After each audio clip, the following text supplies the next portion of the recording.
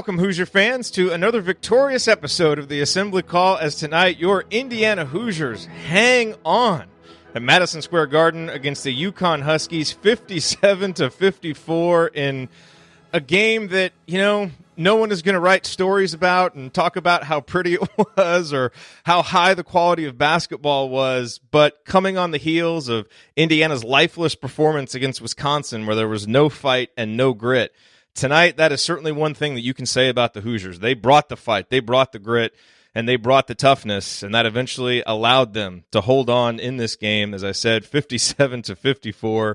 A tough, hard-fought win for the Hoosiers that they really needed. This moves Indiana to 9-1, gives Indiana a non-conference win away from home. We all know the importance of that. So, lots of warts. We're going to talk about them all, but at the end of the day, it's a really important win for Indiana that we can feel good about. Again, not because of the quality of play, but because of how hard and how together the team had to play to get it. I'm your host, Jerod Morris. I'm here with the coach, Brian Tonsoni and Ryan Phillips, and we are going to break it all down for you on this edition of the Assembly Call IU Postgame Show. And let's start this show the way that we start every show, and that is with our banner moment. And for the banner moment, we're going to about 25 seconds left. Rob Phinisee, back tonight. No one was really sure if he was going to be able to play tonight, but we got word before the game he would be available, come off the bench, not a full allotment of minutes, but boy, did he make an impact when he was in there. And, we'll talk about the work that he did in the first half because it was huge and bring Indiana back from an early deficit. But there he was at the end of the game. Hadn't played for a long stretch, but came in with about a minute left.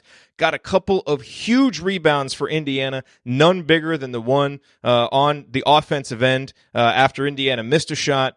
About 25 seconds left. He hustles to get a tough rebound, gets fouled, makes both of the free throws. It put Indiana up 56-51, which really ended up being the deciding points for the Hoosiers as they hold on for the 57-54 victory. But, right along with that, what he did at the end of the game, it was so important what he did at the beginning of the game. Indiana off to a bad start, down 15-6 at the 12-minute mark. Rob came in and immediately made his presence felt. On the first possession, got another rebound. This was a big impact that he had tonight on the glass. Then he went coast to coast for the layup. That made it 15-8. Kind of got things going again for Indiana, and then immediately drew a foul on the next possession. Then had a great post feed to Durham. Durham scored. That made it 15-10. He just settled things down. And that, to me, is the theme of this game. It's the importance of having Rob back out there. He settled things down. When Indiana needed a boost at the beginning of the game because things weren't going well, Rob settled them down. When they needed someone to come in and close things out, Rob was there to do it. We talked all offseason about how he was maybe not the best player on the team, maybe not the most talented, but certainly the most important player on the team. And we saw that tonight in his limited minutes. Indiana does not win this game without him. They might not even be close without him, given the importance of what he did there in the first half. So huge minutes from Rob Phinisee. And if he can now get back and be healthy and be a guy who can start getting that, that minute allotment up and play more consistently, it is going to have such a huge impact for this Indiana team. Okay, our banner moment, as always, brought to you by our friends at Home Field Apparel, a company that was founded by an IU grad and that remains based in Indianapolis. And look, you've probably gone to homefieldapparel.com by now. I certainly hope so. If you haven't, you need to make sure that you do because their items are incredible. First of all, they're comfortable. Even after you wash them, they maintain that incredibly comfortable feeling, whether it's a t-shirt, whether it's a sweatshirt. And they're unique. They have logos that you cannot find anyplace else. And plus, our friends at Home Field Apparel, they're just prescient. They had the 9 Windiana shirt before the season even started. And now the Hoosiers going to a bowl game looking for that 9th win. And they've got timely shirts, too. As earlier today, or I guess yesterday, depending on when you're listening to this, even live, since it's after midnight on the East Coast when this game ended, they put out some new special edition Christian Watford shirts to celebrate the anniversary of the Watt shot. So many different items that you can choose from there from Home Field Apparel, which is why you should go there, look for Christmas gifts, stuff for yourself. They've got it all there. And because you're a member of the Assembly Call audience, you get a massive discount when you order at homefieldapparel.com. Use the promo code Assembly20, that's Assembly20 at checkout to get 20% off your entire order. Again, Assembly20 for 20% off your entire order at homefieldapparel.com. Okay, well, it is time to move the ball, find the open man, and get some opening thoughts from the rest of our team. Coach, we will start with you. It is Tonsoni time. Your opening thoughts on this Indiana victory. Sometimes you got to grind out victories despite how you play, and that's a sign of a team growing and maturing. You never draw it up as a coach to be, that kind of game where you shoot, under 30% in the second half and under 40% for the game and defensively have some issues. But it is a win. It's a win on a neutral court. It's a win against a team that's has been playing okay.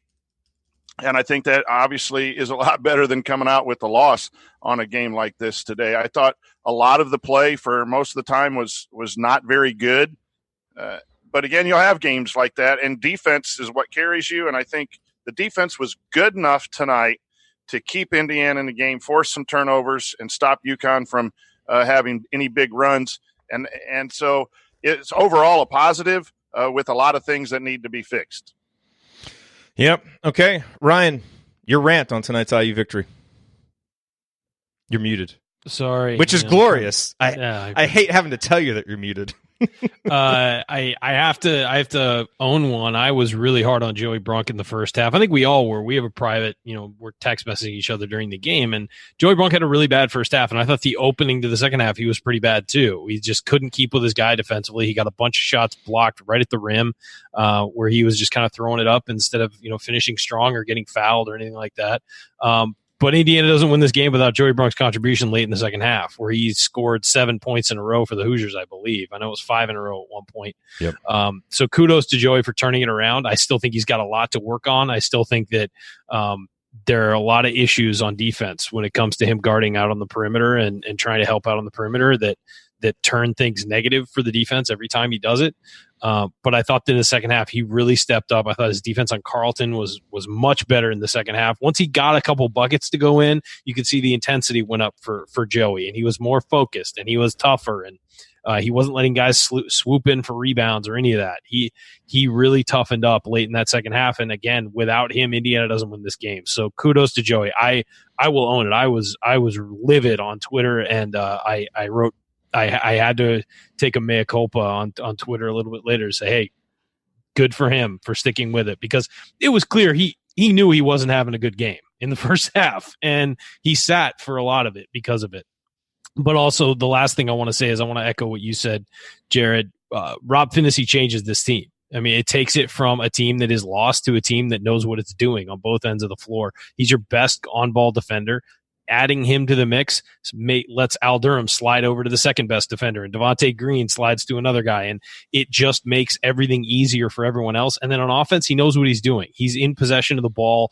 When he has it, he's not giving it up. His only turnover tonight was when he drove to the lane and thought somebody was in the corner. It wasn't a bad pass. It's just the guy he thought was in the corner had cut, and he couldn't see it because there was a whole mess of guys between him and the ball. It was actually a good thought. It just the guy had already cut to the basket because he thought Rob was going to lay it up. So that was his one turnover. And when you have a guy who is in possession of the ball, who doesn't turn it over and doesn't have a tendency to turn over, unlike some other guys on this team, that changes the calculus of what this team can be. And he was so valuable coming back, hit all 4 of his free throws, all those late rebounds you talked about. I mean, he was just a stud. And that's what you get with Rob Phinisee, and that's what this team has been missing. And it was when you texted and said that Rob was available, we were all just like, yes, finally, like we're going to get to see what this team can be. And we saw amazing. And so he honestly he was the player of the game for me. I know we're not doing game balls yet, but it just was so obvious that this team is so much better when he's on the floor. Yeah, no question. And look, you brought up Brunk. And that's nice of you to kind of offer the mea culpa, but you were right. I think, and everybody kind of saw that in the first half. Coach, and you talked about this on the halftime report. The team overall did not play well in the first half, despite leading. But I thought Joey Brunk and Al Durham in particular really had bad halves on both ends. And, so to me, it seemed obvious in the second half, with what had worked in the first half where they had played small, with Trace at the 5, and with Rob and with Armaan out there, because I thought Armaan was outstanding in the first half. I thought it was obvious. You cannot go back to Al and Joey in the second half. You've got momentum built. And look, I still maintain that I would have liked to see a change in the second half to maintain the momentum, because I think it was a huge missed opportunity by Indiana at the start of the second half, and UConn, kind of chipped away. But credit to Joey and Al. Coach, because when things really got bad there in the second half, and UConn, they eventually tied it at one point, and Indiana went without scoring for 8 minutes. Joey and Al scored, I think, 12 straight points. So for those guys to keep their heads in the game, and really in the first half where they didn't bring the toughness that was required mentally and physically for this game, they really did bring it in the second half. And so I tip my cap to those guys for coming back and being a huge part of why Indiana won this game, even though they struggled in the first half. That's good to see from those two guys because they've been struggling for a little bit. But for Indiana to win away from home, you've got to have your upperclassmen playing. That's what they didn't have in the first half. I thought in the second half, Justin was better. I thought, and in particular, Al and Joey were a lot better. So, I think we were all right about them in the first half, but hat tip to those guys for really bouncing back in the second half and providing some big plays.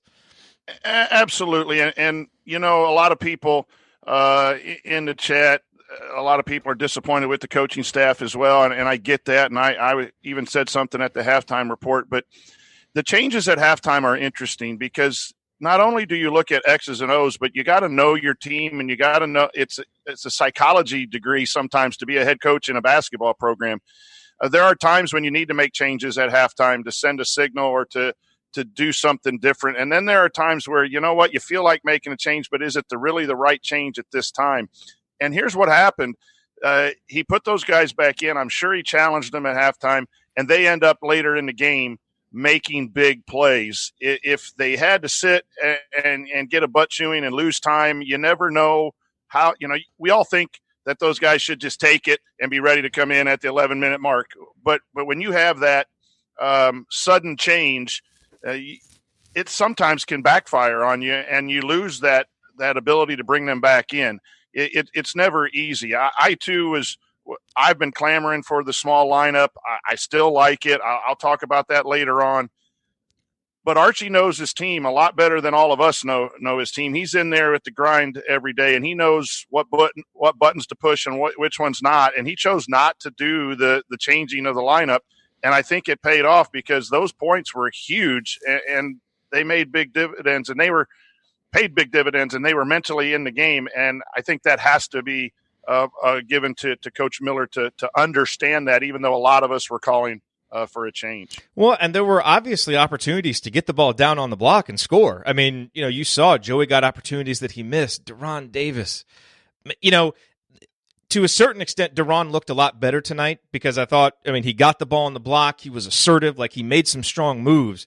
But, man, he's got to finish those. I think everybody probably had flashbacks to the Arkansas game when he missed those two bunnies. And that was really a big sequence. It was 38-33. That could have made it 40-33. Deron misses those two bunnies. They go the other way and get an and one, and it really tightens up the game. So it seems clear that the coaching staff saw that they could get some work done on the block.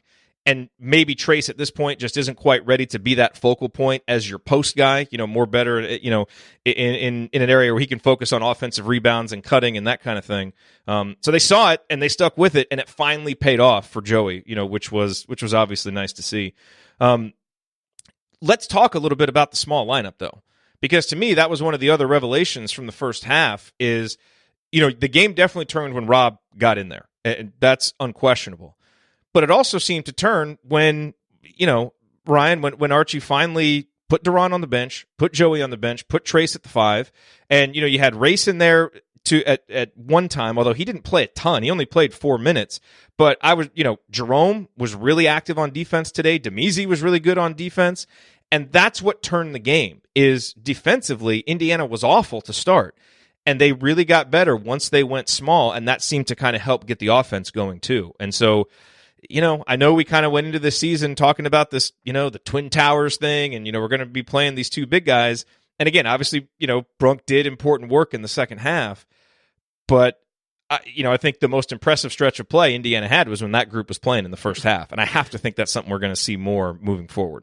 Yeah, and look, I've been clamoring for more Race Thompson. I thought the 4 minutes, he was only in there for 4 minutes. I thought they played their best defense when he was in there. And, he's an interesting fit because do you put him next to Trace, put Trace at the 5? Do you put Race down on the bigger guy and let Trace kind of play a little more outside of the block? I mean, it's an interesting combination there. But I thought that he was fantastic when he was in there. I thought Jerome hit a huge shot, an absolutely huge fadeaway jumper in the lane when nothing was working for Indiana. You're just kind of like, oh yeah, that's the guy he can be.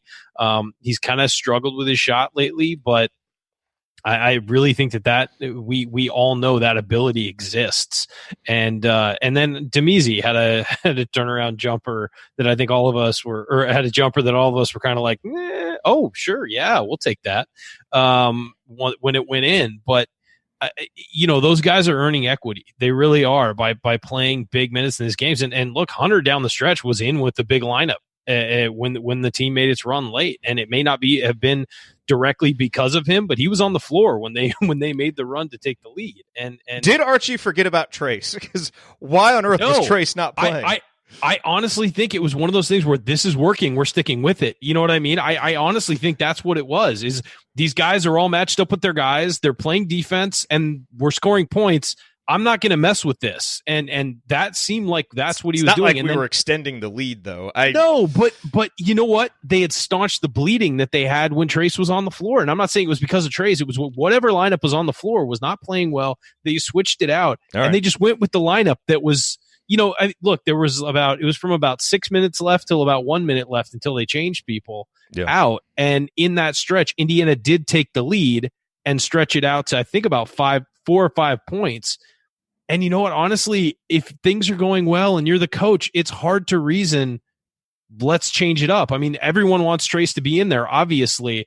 But in that situation, Brunk caught a little bit of fire and he was playing good defense. And then Hunter was in there with that team and was playing pretty good defense. And, they had to respect his ability on the perimeter and things like that. So it sort of changed things for that team. Phinisee was on the bench too for most of that. And I thought that might have been because of a minutes restriction, but then they put him out there to close it. It might have been, but you could also do, bring him in for 2 minutes or a minute and then the stoppage. Well, I hope it was a minutes restriction, because if not, there's no excuse to not have Rob Phinisee on the court down the stretch. I agree with you, and they got him in late. And they did. And here's what I'll say is that it was working, and you don't mess with what's working. And it may not have been your ideal lineup on the floor. It may not have been the guys you necessarily want to, go to war with in every key situation, but it was working, and it wound up working, and they won. So you kind of got to hang with it. Brunk only played 19 minutes, and a lot of them were in a row late. And then, Jackson Davis would probably have been over 30, but he wound up with about 28 minutes. So again, it was working, and they went with it, and they kept rolling with it. Yeah. Coach, you look like you wanted to jump in on that one. No, that was an interesting call late, and I was wondering where those guys were at. But, Ryan's right. You get a feel as a coach. And when it's going well, yeah, okay, I want these two guys in there, but this lineup is stretching it out a little bit. Can you get an extra 15 seconds? Can you get an extra possession with those guys? You start playing those games, and you hope that it doesn't come back to second guess you on the post-game show from the three guys on assembly call. Please, Archie, don't ever worry about that. Yeah, but you don't worry about it. But that it would show up here.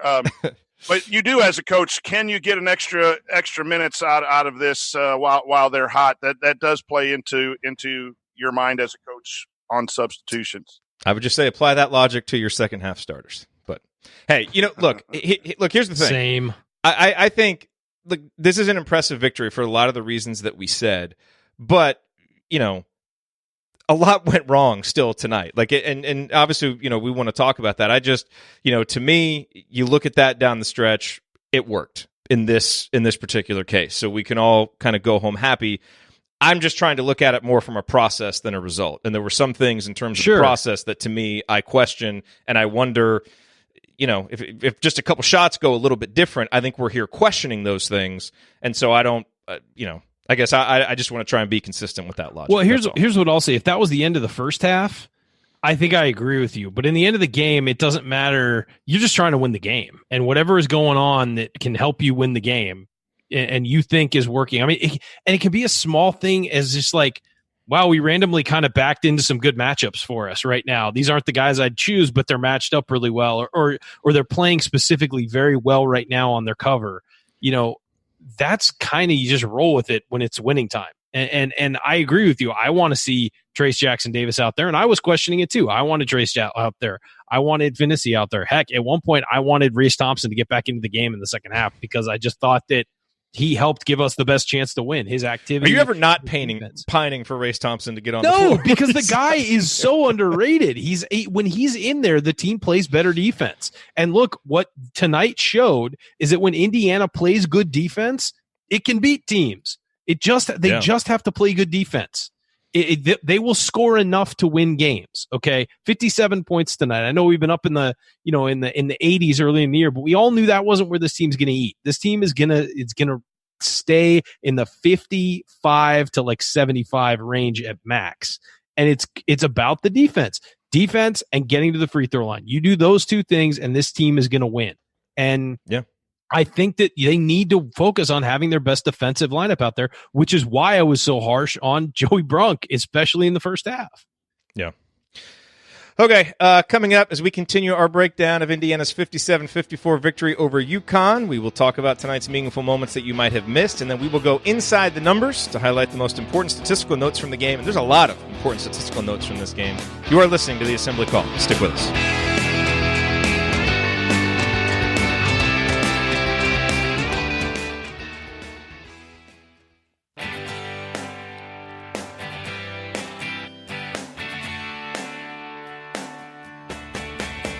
This is Burdell Jones. What's better than an epic buzzer beater?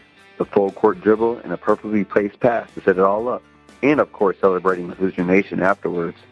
So join Jerod, Andy, Ryan, and Coach on the Assembly Call after every IU basketball game. Go Hoosiers. Thank you, Burdell. You are listening to the Assembly Call IU postgame show. I'm Jerod Morris here with Coach Brian Tonsoni and Ryan Phillips, and we are breaking down Indiana's 3-point victory over UConn as the Hoosiers move to 9-1 and get an all-important win away from home. Guys, it's time for tonight's meaningful moment that you might have missed, and so many of them in a game like this. Ryan, you hit on one earlier that I really wanted to mention, which is at the 8-minute mark, it's 38-38, and Jerome Hunter got the ball in the post, hit a turnaround jumper. It was Indiana's first bucket in 8 minutes. And again, and we saw it's the same, turnaround jumper. We saw Hoosier hysteria. I think we've seen it one time before.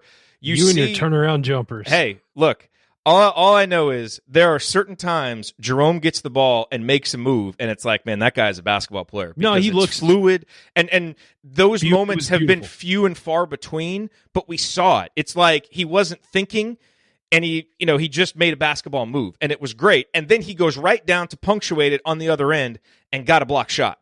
And I thought his defensive activity tonight was really good with the minutes that he was in there. And he kind of got that fire in his eyes look after the turnaround jumper. I don't know if you saw like the next possession. He's like calling for the ball and they didn't get it over to him. I'm telling you, he's going to bust out offensively one of these games. It kind of like Brunk did tonight where he just scores like 7-9 straight points. That's going to happen for him. And it's all about him getting that confidence. It is, and it looks slowly but surely, he and Damezi, it looks like they're getting that confidence, and it's really, really encouraging to see. So, look, I think everybody still kind of hyper-focuses on Jerome, so that's probably a moment that everybody saw and everybody loved. But I still, look, two really important things that I was thinking about coming into this game, Coach, are for this team to get to the next level and win some of these games, you got to get Rob back and you got to get Jerome being a consistent guy off the bench. Those two guys totally changed the ceiling of this team. We saw it tonight. And that, to me, really are the two most encouraging things I take out of it. Yeah, you got to get your talent out on the floor. And it's hard sometimes because all of the guys are talented, but you're uber talented athletes Rob needs to be there, obviously, but Jerome did a nice job right after that play getting a block in the lane, I believe, helping someone who got beat off the bounce, and he was locked in defensively all night, as was said. And we said it at halftime, when those two get back to full strength, whatever, when Jerome understands the college game and can play a little bit more minutes, Indiana is just so much better, and I think you saw that in the moments that Jerome played tonight. And I think that segment, I wrote it down. I think that was a huge moment to stop the momentum from going to UConn's side and turning it back to where Indiana can manage to pull out a victory. Another guy that I thought was really important in the first half run, and, I think it's easy when you have a game that's down to the wire like this in the second half to focus on the plays at the end of the second half, but I thought the game was won for Indiana with their stretch in the first half. When they really played that great defense, turned a 9-point deficit, or maybe it was even an 11-point deficit at one point, into the 5-6 point halftime lead. But, Ryan, I thought Armaan Franklin did a lot of really good things in the first half. And there was one play in particular. He was guarding James Bouknight, a guy that Indiana recruited. And they basically ran him off a couple of screens to try and get him an open shot at the top of the key. And Armaan saw it, went under both of the screens, and met James Bouknight as soon as he caught the ball. Did not give him an inch. And it was just a really, number one, it was a heady play. And number two, it was a difficult play to make physically. Like, it took quickness, it took the right angle, it took long arms to be there. Yes. And so that play to me just signified the maturity that he has. And I expected him to play more in the second half. He only played a couple of minutes. He messed up a dribble handoff with I think that was with Rob.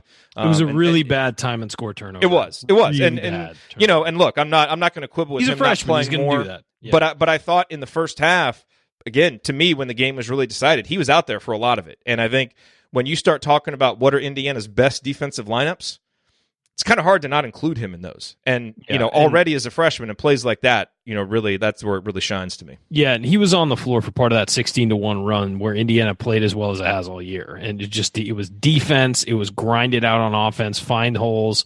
But that defense was fantastic, especially with as hot as UConn was early in getting balls to the paint and scoring and then hitting, clutch threes.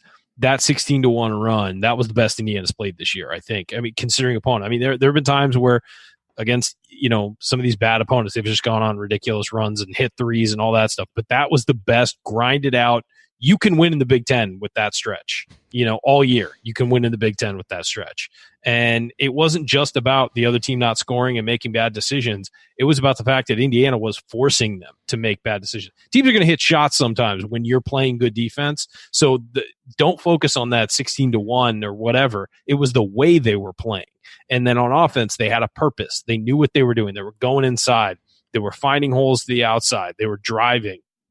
It was just a much more confident offense than we'd seen in the last couple games, I would say.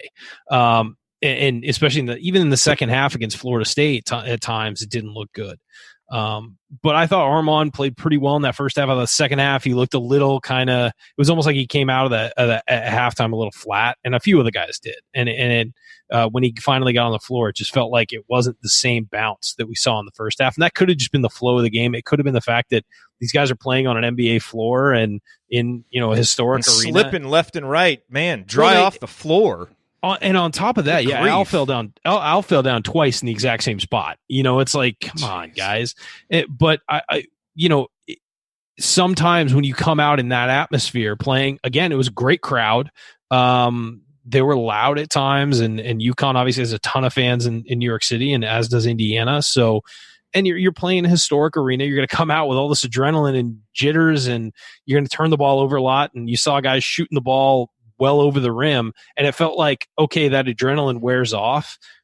Who's going to focus again? In the second half, both teams came out, after that had all worn off, and now you're playing a basketball game. In the second half, both teams were just kind of flat-footed and, tired and all that because of all the energy they expended in the first half. So it was good to see Indiana kind of fight through that and finally at about the 8-minute, 7-minute mark really start to refocus and play again. Coach, any sequences jump out to you that you wanted to mention? I know, Ryan, you've got one. I do.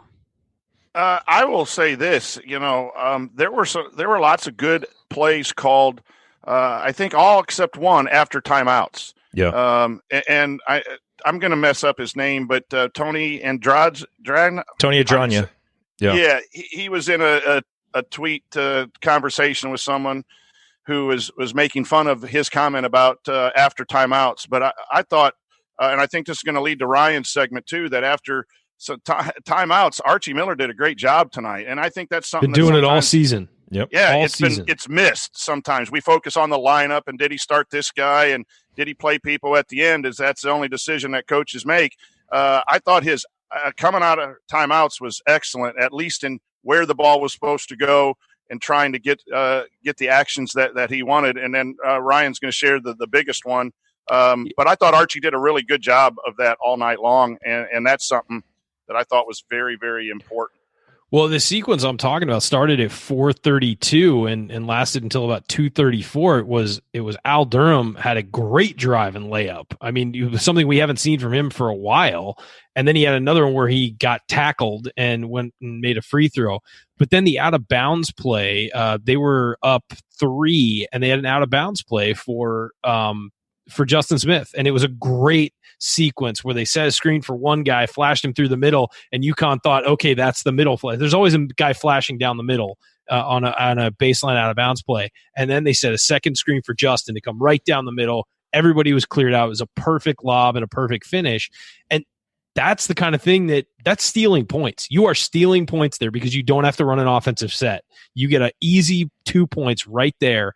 And it's one possession. I know you don't make the defense play a full 30 seconds of defense, but you're stealing points right there. It's a quick bucket, and it doesn't put stress on your offense. It was fantastic. It was perfectly drawn up. And then they're up 5 at that point after that dunk. And then UConn gets a free throw, and Al Durham with another tough drive down the lane. You banked it in, and that put Indiana up 6 with 2:34 left, and you're feeling pretty good about yourself. Now, it didn't exactly play out perfectly after that, but you're up 6 with 2:34 to go, and you're playing pretty good defense. You're going to win that game. By the way, wasn't Hunter's play, I have it at the 8-minute mark, was that after a timeout as well when he ran into the post that we started this segment with? I think that was close to maybe after. His bucket came at 8:02, but I don't know if that was okay. I don't know if it was. Yeah, I don't think that one was, but maybe. But also, it was our first bucket in 7 minutes at that point. Yeah, maybe that's. There were a lot of curl action tonight too that Archie had designed, and I think Devonte got a shot in the lane. There were a couple times when the ball was scored in the lane. There's different ways to get the ball in the lane, and that was nice. I thought. And I will say this: UConn has so much size, and like they actually have size with shot blocking ability. I felt like Florida State had size but wasn't blocking shots. They had so much size with shot blocking ability. It's hard to hit a guy, have confidence throwing it right into the post or hitting a guy curling into the post. I mean, because you see so many times that doesn't work.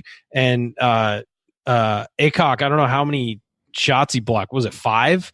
Yeah, but like the first 5 minutes of the game, he wound up with 5. He wound up with 5 blocks. And Carlton was playing pretty good defense too. It's just when this is a team that, look, Indiana is going to be better on the interior than most of the teams it faces this year, or at least bigger on the interior as far as, you look across the board. The fact that they won when they weren't attacking the paint as well as they should have because they were worried about shot blockers and things like that's impressive to me that they fought through that. Yeah, I'd like to thank Danny Hurley for fouling Akakakak out in the first half when he only had 2 fouls. So he only played 13 minutes because that was a big stretch for Indiana. That's why it was. Oh, by the way, he finished with 3 fouls. So, good by the move. way, he was +9 on the night. They were clearly the better team when he was on the floor. Yeah.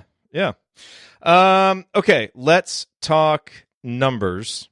And some really, really interesting my favorite numbers. segment. Yeah, you can go write about Garrett Cole or something. I already finished it. We're good. I think, Coach, the number that's going to jump out to everybody is the points. Indiana had 11 players play. 10 of them scored. No one scored in double figures. And the guy who didn't score was Race Thompson. But everybody else who played scored. So, look, I don't think that this is necessarily a formula that's going to win you a lot of games, only getting 57 points. But, it was a very balanced scoring game. And you look at the starting lineup, 9 points, 8 points, 8 points, 6 points, 9 points. And then you got 6 from Phinisee off the bench. So, I mean, the balance worked. And, you did have some different segments where guys kind of took over. But obviously you would like to be a little bit more prolific than that. And part of that is Indiana only shot 2 of 13 from downtown, really couldn't get the 3-point shooting going. And, only 36.8% overall. And a lot of that was, just missing some shots inside. Joey Brunk only 4 for 10. Deron Davis 2 for 6. And Devonte Green really struggled shooting the ball 2 for 10. And I thought tonight, Coach, in terms of shot selection, I probably questioned more of the shots that Devonte took tonight than I have in a lot of the previous games. I thought to me, this game was going to kind of go one of two ways for him. He's back home in New York. He wants to put on a show. He's either going to just go supernova like he did in the Big Ten tournament, or he's going to kind of press and struggle. And I thought he kind of pressed and struggled a little bit. And so, that. And the question comes, is he better coming off the bench? He gets his first start, and he really doesn't play very well. I thought his shot selection was bad. I thought his passing was bad. I thought he struggled tonight. And was he trying to do too much because he was at home and start? That's something that he'll have to answer and get better at. But yeah, I thought shot selection overall was very, very poor for the most part.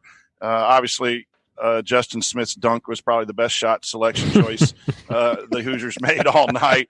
But I said so at halftime. That was bad basketball, and I'm not trying to sugarcoat the bad basketball. It was bad basketball. And shot selection was probably one of the things. I thought the handles were very loose as well. That was for everybody all night. Both teams just seemed very loose. It ended up with only 13 turnovers, so that's not horrible. But especially when the other team turns it over like 40 times, 22 times, and Vital had 7. Yeah, that. I just thought the execution overall offensively was just not even the passing across around the perimeter. There's some plays that are almost tipped and should have been. It was loose, including that last play, the press inbound play from Justin Smith. The 2 transition plays in the first half where the balls were just thrown up without even seeing if there was a teammate looking for the pass. That's okay. So put it on the coach, put it on the players too. That loses you games. Yeah, that does. But credit that they found a way defensively and gritty enough to get a W. When you play bad like that and win, then the lessons come in the film room real quick and easy. Well, and also one of the reasons this was an identity game, because basically Indiana had to rely on the things that it wants to be about, right? Gritty defense, getting to the free throw line, because that's the other number to me that stands out is Indiana was 13 of 18 from the line. They made 13 free throws. Connecticut only shot 10 free throws. Indiana got 11 offensive rebounds. I think they lost the rebounding margin to UConn, but really late in the game secured some huge rebounds. And I thought, look, UConn, Ryan, obviously a lot of unforced turnovers. They were extremely loose with the ball, but I thought Indiana's defense also created some of those. Yeah. But Indiana was just much more active. Joe Hunter getting steals. Devonte Green, for all the warts tonight, I did think he was disruptive at times defensively, and I thought he played really well defensively. Actually, I thought he played pretty well defensively. I agree with you offensively. I think that some of his shots were a result of nobody's doing anything. Let me go 1-on-1. And when you're a guy like Devonte, who his whole thing is, hey, occasionally he's going to pop for 30. That's going to happen sometimes. I mean, we know that, and we've seen that from him. Does it make it? Is it okay for him to have that shot selection? No. But at the same time, you're going to have to live with that because that's who he is. And sometimes you'll get the Florida State game and sometimes you'll get tonight. And it's, he makes 2 more of those jumpers that rimmed out. And we're looking at this a little differently because he's got 10 points and he's 4 of 10. It's a little different. But that's going to happen with him. And you're going to have games where he goes 0 of 7. But you're also going to get the 10 of 15 with a bunch of 3-pointers like we got against Florida State. So it's a balance for him. I did like that he stayed in it defensively, though. Yes. He didn't take risk. And he only turned the ball over twice. Yes. He wasn't throwing it all over the gym. He turned it over twice, and he played solid defense. And I think that when that's not something he's always done. No, I agree. When he has a bad offensive game, you're going to see sometimes a lot of risk taking on defense, a lot of reaching out for the ball, getting a cheap foul, or just getting beaten. I thought that he got beat a couple times on defense where I saw him recover really hard to get back and get in front of a guy, or at least disrupt the shot. And so I thought that his being kind of having a bad game with quotes around it didn't affect other people. You mentioned free throws. I want to mention another thing is that the free throws are 13 of 18. 3 of those misses were late too. It didn't. 2 of them by Devonte and Al, our 2 best free throws. 3 of them by those guys. And it didn't affect the game.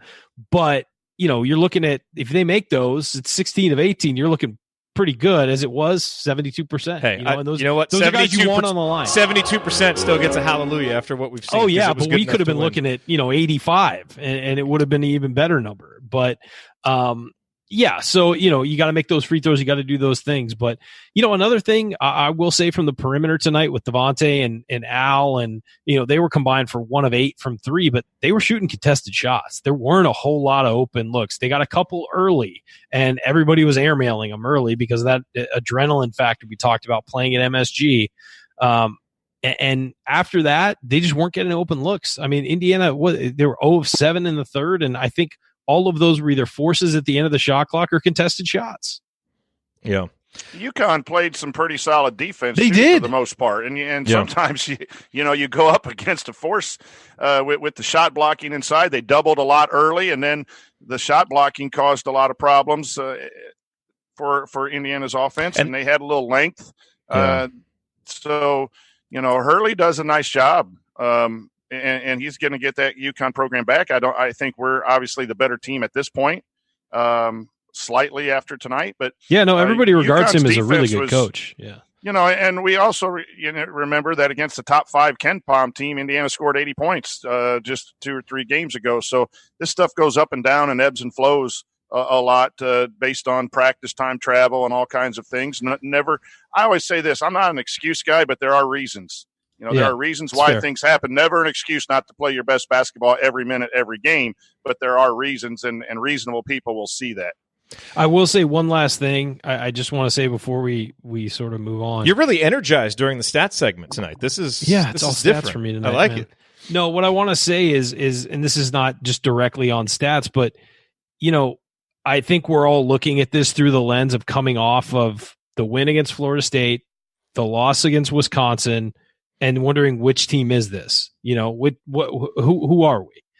And I will say that tonight we saw that anywhere on the road in the Big Ten you can lay an egg, and Maryland laid an egg at Penn State tonight. And Penn State's getting to be a tougher place to play.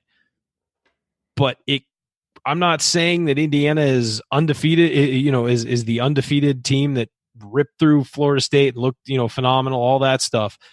But I think we maybe did. Overreact a little to Wisconsin? You don't think so? No, because there are different layers of eggs. We were down by 30 at one point, and it was basically a non-competitive no-show. Maryland lost by 7 and actually won the second half. Like, they battled back. So, look, yes, you can have bad games on the road. That's what I'm saying. That was different. It was like the Minnesota game again. I don't think it was unwarranted to overreact, and it remains concerning that this team is capable of that. Agreed. So, I agree with that. Let me just say something real quick, Coach. No, nobody's interrupting me, damn it. No, mute his mic. No, because what I meant was that nights like that happen. It's not an excuse. But what I'm saying is that may not be what this team is. I thought after the Wisconsin game, oh God, this is what this team is. I'm just meaning that, this team is actually maybe more in the middle of those two things and maybe more towards the better than that. And a lot of people were saying, oh, here we go. We're going to miss the tournament again. We're going to do this. We're going to do that. Well, that's too much. Like, it was never agreed. It's just that they have that in them. I guess that's and I agree. And that's not acceptable. No, nothing about Wisconsin was acceptable. And those nights should not ever happen. But I think that people overreacted to who this team might be because of that performance. You dumbass. Whoa, Coach. My bad. Play it again. You dumbass. Okay. All right. Hey, we're 9-1 with the only loss in the Kohl Center with our point guard missing 5 games and playing only 13 minutes in this one. And you have two of the 4 non-conference games that were marked at the beginning of the season are in the W column. Yeah. And now we root for UConn to build up its net and all that kind of stuff, and Florida State to win the ACC and make us look good. 9-1 and a loss to Kohl Center. I'd have taken that at the beginning of the year, telling, again, that we have to face this awful injury bug, and 11 scholarships players available tonight. So whether Wisconsin was where we're at or what, I don't know that we know really yet until we see another 2 or 3 games with all 11 scholarship players and some development of some other guys. So yeah, no, I mean, we're an up and down team right now, and we're going to be without Rob. I think the nice thing about tonight is it allays the worst fears coming out of the Wisconsin game. It puts those to bed. It's still concerning that, to see that the team was capable of that, but tonight seeing them grind it out, fight it out, which was the most egregious thing that was missing from that Wisconsin game, that makes you feel better about it. And I think we all agree that if you can get Rob back, get him healthy, it absolutely makes a massive, massive difference for this team. All right, there was one guy that I want to talk about. We still haven't talked about him. We have to talk about him. We'll do it in the next segment because we need to break here real quick. So that is coming. So coming up here on the Assembly Call, we're going to hand out our game balls. That'll be an interesting conversation. And then we'll hit any other lingering storylines from this game. And then we'll look ahead to Indiana's next opponent. That'll be a quick segment. And then it'll be time for last call. That's next here on the Assembly Call. Stick with us.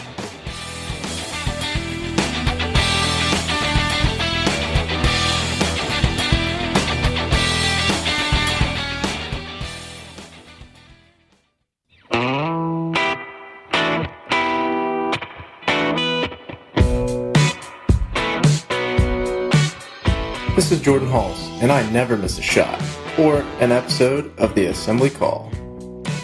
Thank you, Jordan. You are listening to the Assembly Call IU postgame show. Catch us live immediately following every IU basketball game, no matter how late they end, plus every Thursday night at our website, assemblycall.com. And while you are there, make sure that you sign up for our free IU Hoops email newsletter. Over 7,000 of your fellow IU fans have subscribed. You can text IU to 66866. Also, to subscribe to the newsletter, that's IU to 66866, or just text Ryan, and he will put you on the newsletter. We'll connect. It'll be fun. Yeah. I'm Jerod Morris, here with Ryan Phillips and the coach, Brian Tonsoni. We're breaking down Indiana's victory over UConn.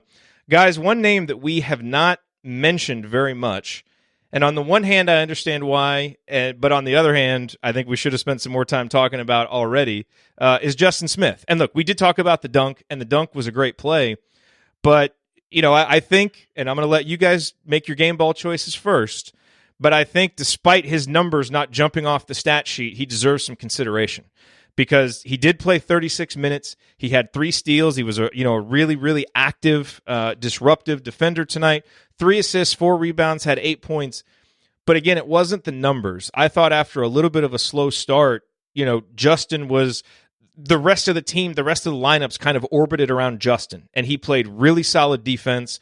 Was a calming presence. He had that one really bad pass late that I think almost gave everybody a heart attack. So and the that breakaway. That wasn't good. That play notwithstanding, I thought he was rock solid tonight. And so playing that many minutes in a tough game like this, I thought he had some tough rebounds.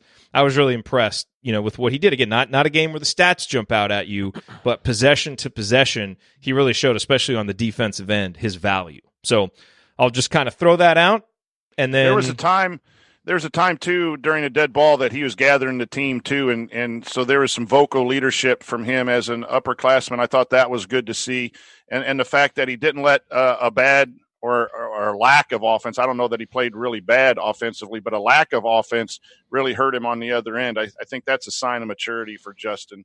And he found a way to get to the line. He got 4 free throws. He didn't. He had 3 turnovers, and I think there are, maybe a few things that he forced, but given the amount of minutes that he played and the style of game that it was, I thought he was a grinder tonight, and that's not something that we've always seen from him the first couple of seasons, and I think that's an important sign of growth from him. The difference tonight was that he wasn't great offensively, but he made plays defensively, and that is usually not what we see out of him, and sometimes Devonte too. It's the same thing where if they're not playing well offensively, you could just mail in the defense, and that was not Justin Smith tonight. I thought he competed really hard. There was one fast break where he got caught ball watching and they threw an alley-oop, and it was just, oh, come on, and it tied the game. And it was just one of those where you're just like, come on, man, you gotta find the guy on the backside. But instead he competed the rest of the night. I will give you that. I think that he was really tough. And I thought, a guy who competed also that we've kind of brushed up on was Al Durham in the second half. I thought he really competed. Yep. He made some really clutch finishes at the hoop that, again, if you don't get those, you don't win the game. And then, he got that flagrant foul, and he was minus 10 on the night because he was in there for the worst parts of the first half. But I thought late he closed really well. And I thought his defense picked up in the second half like we haven't seen this season. I thought he was really aggressive, and he was bringing the ball up for much of the game. And we've talked about this. I think that and we've talked about this in our group text. I think if you get Phinisee in there and you take the ball out of Al Durham as the guy who brings it up, you take the ball out of his hands as the guy who brings it up, I think the rest of his game gets better because that's pressure and that's, he's having to initiate the offense as opposed to run off a screen and get open or cut or do something else. And I think that just taking that pressure off of him and letting Phinisee guard the ball handler and letting Al play off the, guard off the ball, I think that's going to change his whole calculus as a defender and as an offensive player. And so I think he's going to benefit as much from Phinisee coming back as anybody.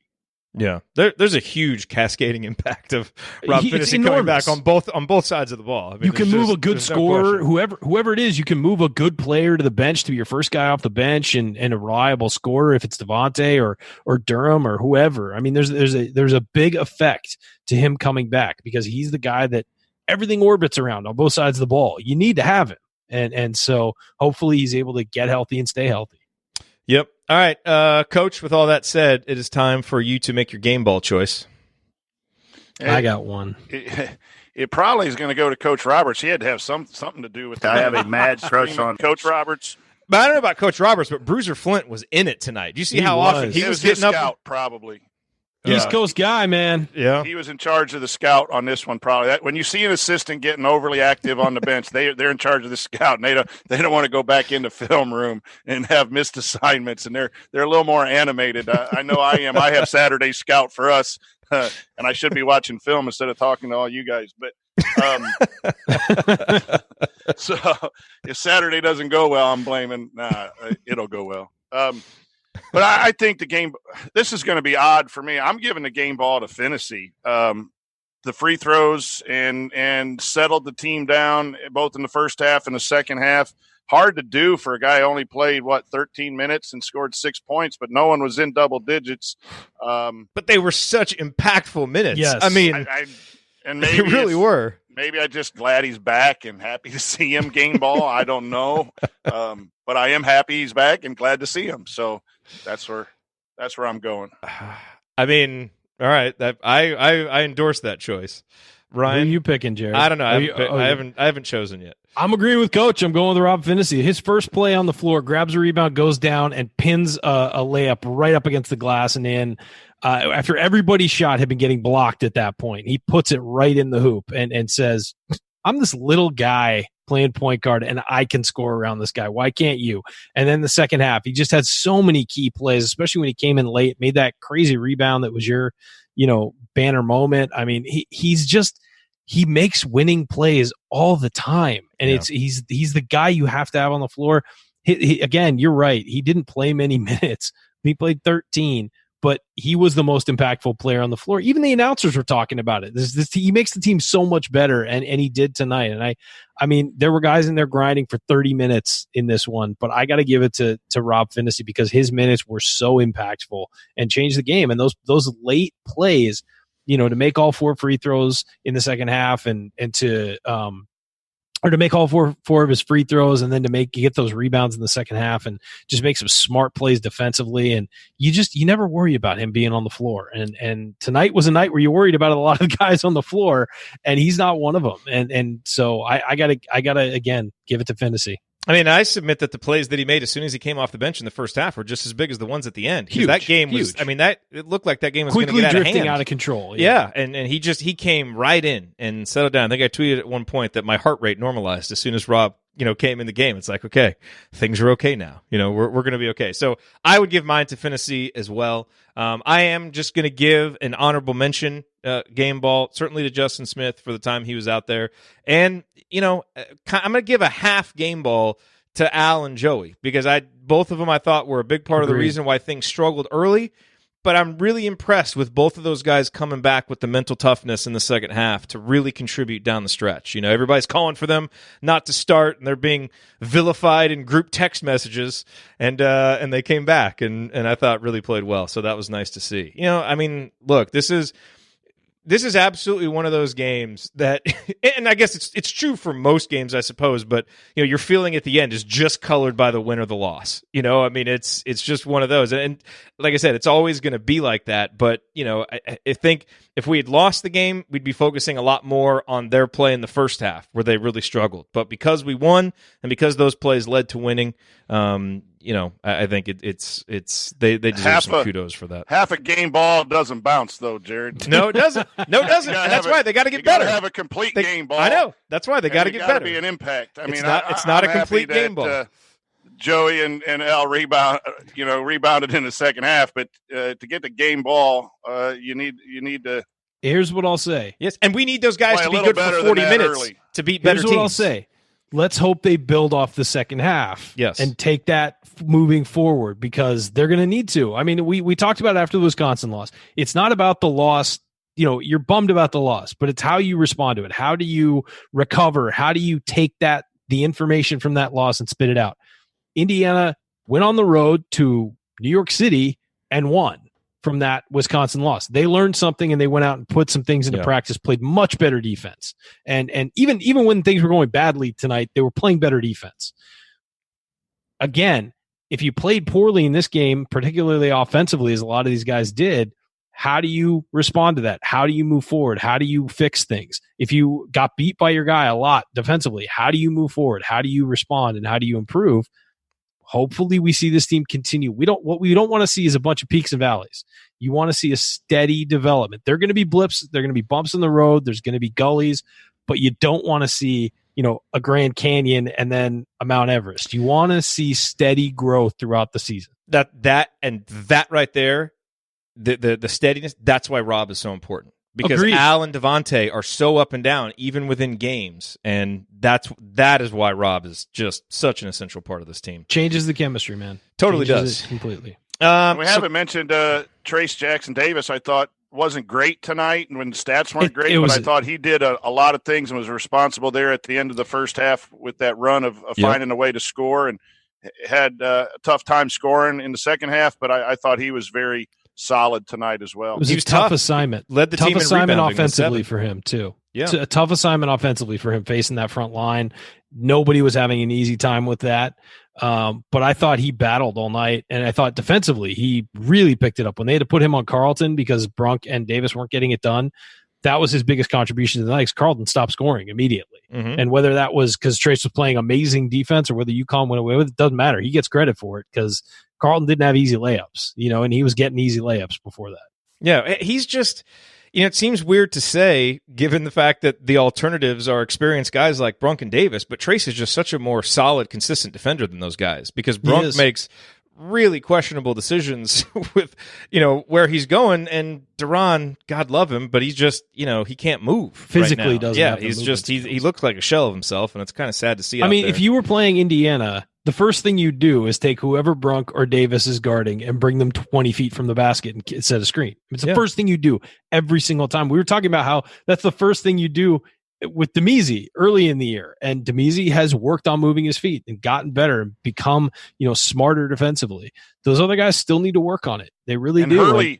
Hurley did a good job tonight of taking advantage of that and running stuff to go at Joey and Durham. And then they switched and put Race Thompson in there. What was the first thing he did off a ball screen? Deflection. Deflection created a steal. It's we could deflection. Yeah, I know you did. You're really triggering Jay Horry with how often you're mentioning Race Thompson here for his 4 minutes.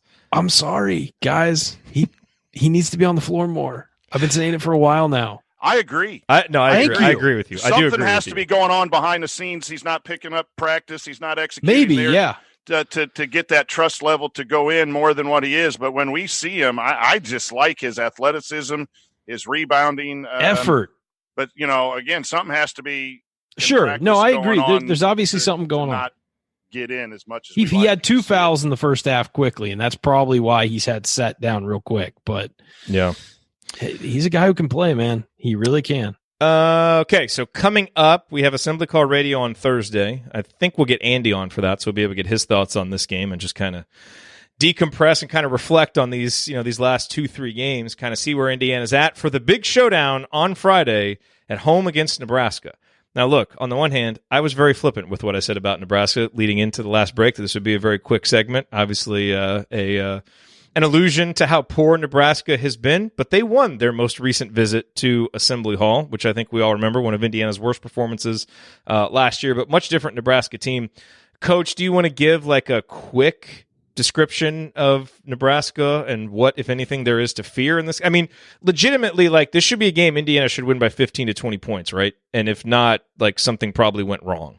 Yeah, I haven't seen Nebraska play yet. I know they have all new guys coming in. I think, they're adapting to the new coaching style, but if you're in the Big Ten, you can win some games, and you got to show up and play. And boy, the mental approach for Indiana is going to be huge. And when they practice here the next few days, get back from New York, get into the right mindset.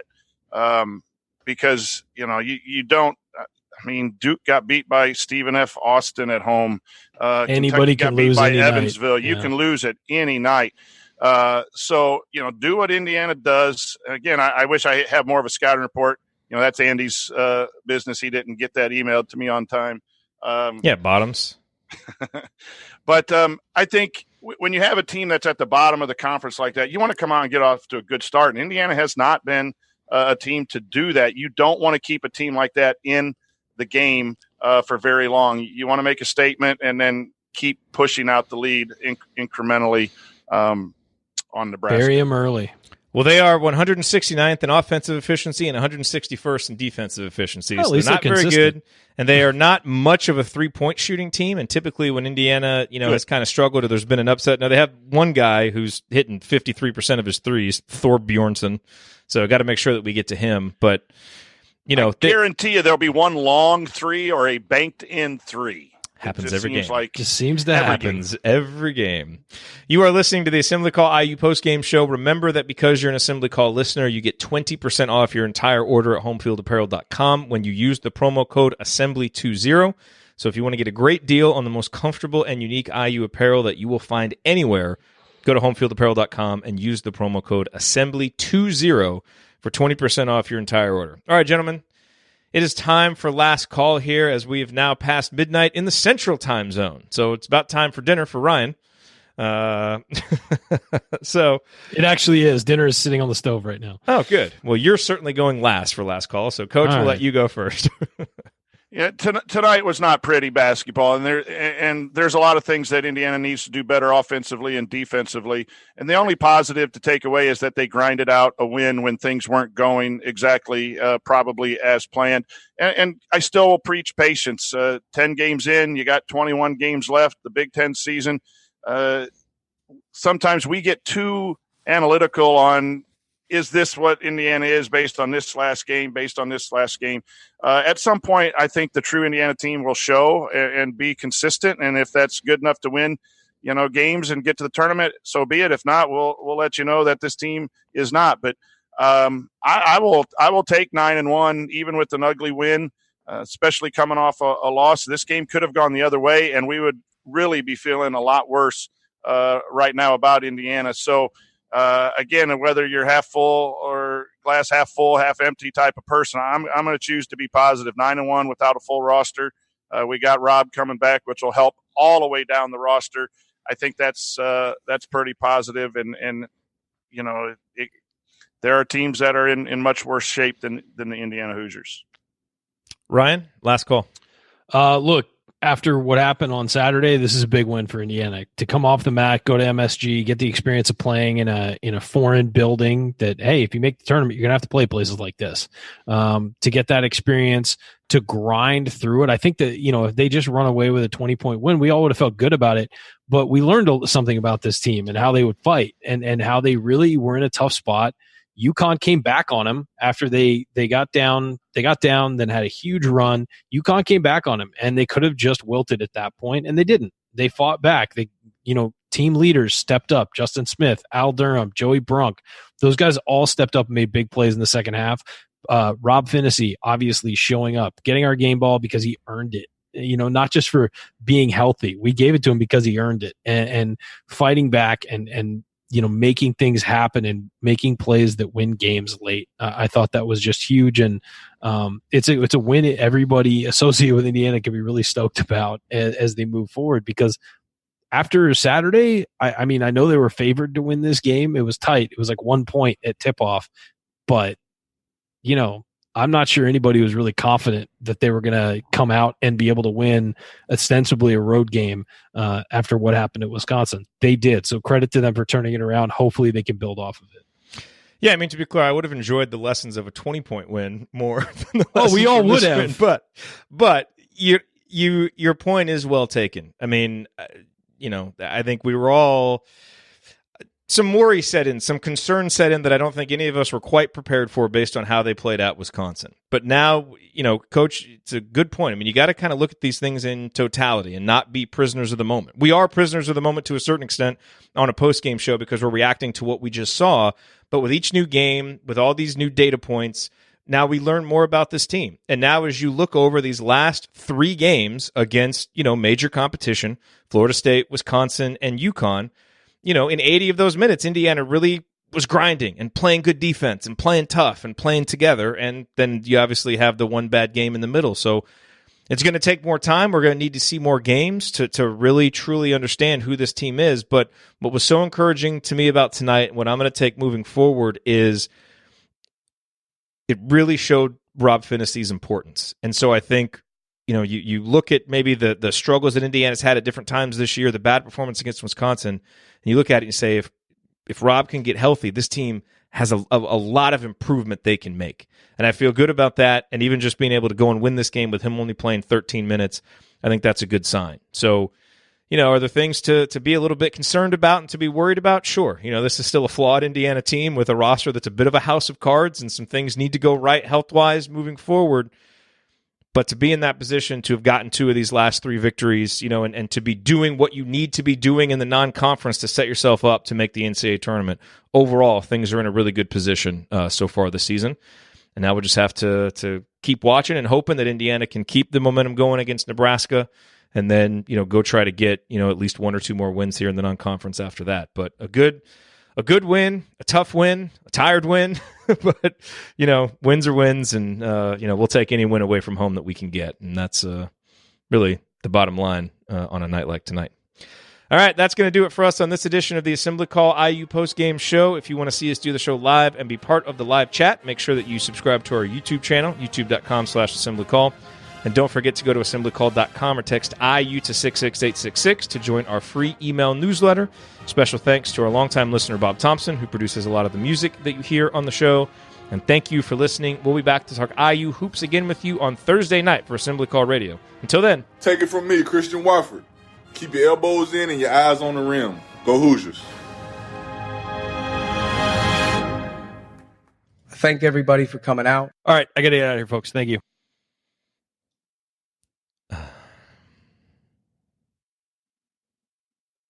I think this is the most tired that I've ever been during a show. Wimp. I don't know why I'm so tired. Hey, any ideas on what I'm supposed to teach tomorrow? I have not even thought about it yet. Call in sick, Coach. You've earned one. I missed today. I had a half day. I had a half day conference, and then I went into the basketball office and watched film the other half a day. Hey, I have a question because I haven't really been paying attention. Are we in on any other recruits, or is this going to be it?